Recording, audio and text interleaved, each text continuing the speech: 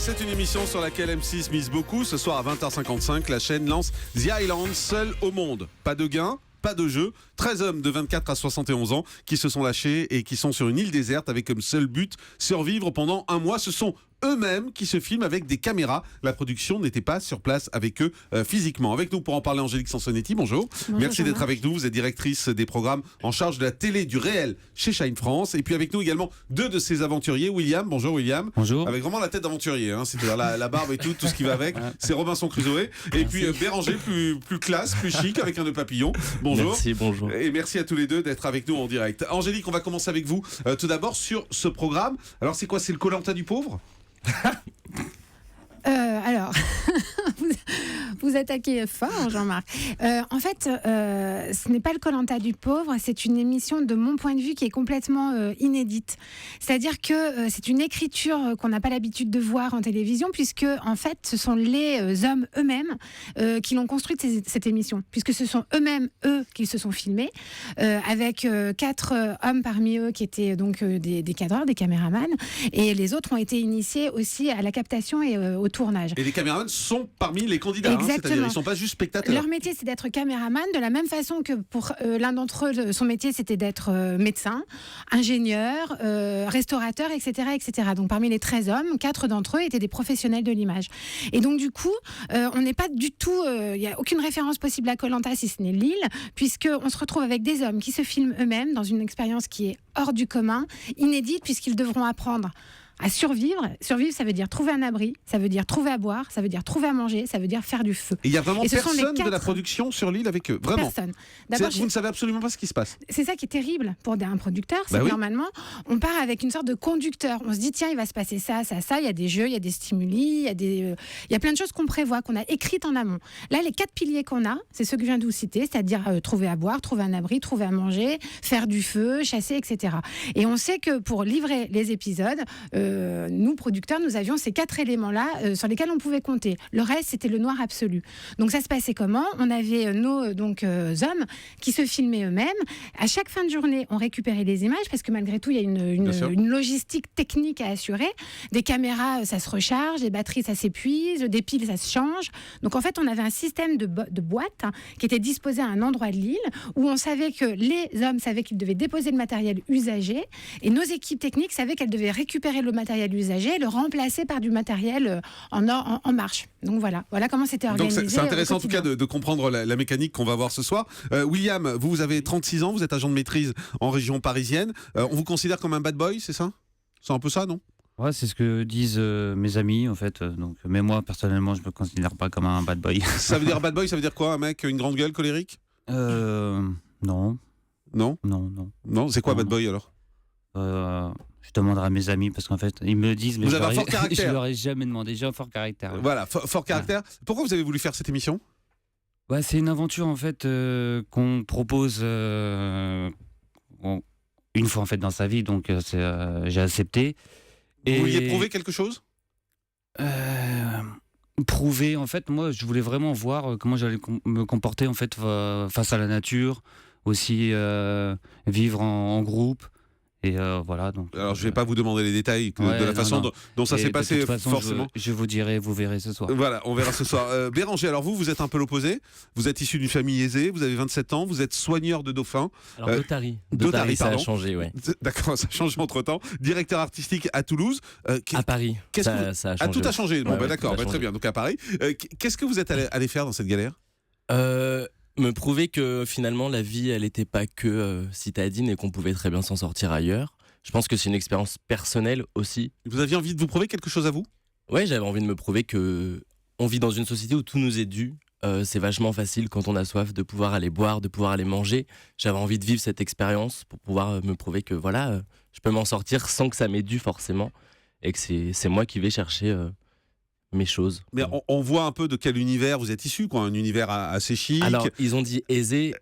Quand j'en ai parlé dans mon interview, c'était oui, je suis d'une famille qui a des moyens, mais qui ne roulent pas non plus forcément sur l'or. Aisé dans le sens où j'ai eu accès à la culture facilement, etc. Bien sûr, non mais ce que je veux dire c'est que vous n'êtes pas le bad boy quoi. Voilà, clairement quand on vous voit vous êtes à l'opposé de ça. Quand vous avez rencontré William par exemple, comment ça se passe? Vous vous dites c'est quelqu'un que j'aurais jamais rencontré dans la vie? Exactement, c'est pour ça que cette aventure elle était formidable parce que William c'est devenu un très bon pote. Ah bon? Vraiment? Ouais, vraiment. Exact. Et je l'aurais rencontré à Paris, On se serait pas du tout calculé. Ouais. Et William, quand vous rencontrez quelqu'un comme Béranger, vous dites quoi? Qu'est-ce que c'est ce petit? Je vais en faire qu'une bouchée? Non, je me serais dit exactement la même chose, je l'aurais pas calculé en fait. Ouais, c'est pareil. En fait, vous n'auriez pas eu et pas trouvé de on est point commun. vraiment différents quoi. Ouais. Il y a une chose qui est très critiquée dans cette émission. Je parle pas sur le fond, mais je parle sur le concept lui-même. C'est qu'il n'y ait que des hommes. Ça paraît assez incompréhensible aujourd'hui, à une période où on prône l'égalité partout, de n'avoir mis que des hommes sur cette île. Mais en fait, critiquer pourquoi? En fait, Parce qu'on comprend pas. C'est une expérience sociale. C'est-à-dire que d'un coup, on décide de réunir des hommes et de voir comment ils sont capables de résister et de survivre dans un milieu totalement hostile. Mais pourquoi que des hommes? Pourquoi des hommes? Parce que on est dans la pureté de l'exercice. C'est-à-dire que c'est une expérience où tout à coup, ils doivent trouver de l'eau, manger, survivre. Il n'y a pas d'interférence nécessaire, il n'y a pas d'histoire, on n'est pas dans une télé-réalité. Et le groupe homme-femme, dans l'expérience... Les femmes, ça fout le bordel? Non, je ne dis pas ça, mais je dis qu'une femme, dans le contexte de ces hommes-là, allait amener des éléments de vie qui ne sont pas nécessaires par rapport à l'expérience qu'on cherche à démontrer. C'est la séduction en fait qui aurait été... Il peut y avoir la séduction, après ça peut arriver entre hommes aussi hein. Mais complètement, mais je ne dis pas le contraire. Mais je dis simplement que par rapport à la relation homme-femme n'était pas intéressante dans ce concept-là. On essaie vraiment de démontrer, de montrer ce que c'est que la notion de survie. Et donc je m'explique aussi, par exemple, c'est facile de se dire tout à coup on est dans un contexte de survie, les hommes ils vont à la chasse, ils vont chercher de l'eau, les femmes elles font bouillir, etc. Tout ceci on n'en voulait pas du tout. L'idée c'était vraiment de se dire voilà comment 13 hommes sont capables de survivre seuls au monde au milieu d'une île. Mais par exemple s'il y a un deuxième épisode on peut imaginer 13 femmes? Absolument. Ah d'accord. Exactement ça. Ça s'est fait à l'étranger? C'est exactement ce qui s'est fait dans la saison 2 anglaise. C'est qu'il y avait une île des hommes, mais aussi une île des femmes. Mais deux îles complètement distinctes. Et ce qui était très intéressant, c'était de voir comment les hommes géraient leur histoire, tandis que les femmes, en parallèle, géraient la leur. Et je vous donne un exemple dans la saison 2 anglaise qui est vraiment incroyable. Vous savez qu'ils sont tous à rechercher de la nourriture. Les hommes trouvent un cochon noir. Ils le mangent. Les femmes sur l'île en face trouvent un cochon noir. Elles l'adoptent. Ah oui. Vous voyez comme quoi c'est très... Qu'aurait-il fait s'ils avaient été ensemble? Que serait-il advenu du cochon noir? Et Béranger, un des soucis que vous avez sur place, c'est justement trouver de la nourriture. C'est plus qu'un souci, hein. C'est un problème récurrent chaque minute. Après, on a réussi à survivre avec le peu qu'on ait trouvé. Nous, on a trouvé un cochon noir, mais on ne l'a pas adopté. Enfin, on l'a adopté avant de le tuer. Ouais. Ah oui, d'accord. Parce qu'on n'a pas le choix, parce qu'on n'a que ça, et parce que si on ne mange pas la seule chose qu'on trouve, on est encore plus faible que ce qu'on est déjà. C'est pas une façon de repousser les limites de la télé-réalité finalement, Angélique Sansonetti? Moi, j'ai pas le sentiment. Parce qu'on n'est pas dans une télé-réalité. On leur donne pas à manger, on leur donne pas à boire, on les laisse tout seuls sur une île. Le point de départ de l'aventure, c'était vraiment déjà de sonder nos hommes pour savoir ce qu'ils avaient en eux et quelle était pour eux la volonté de se dépasser, quel était leur enjeu, leur recherche personnelle.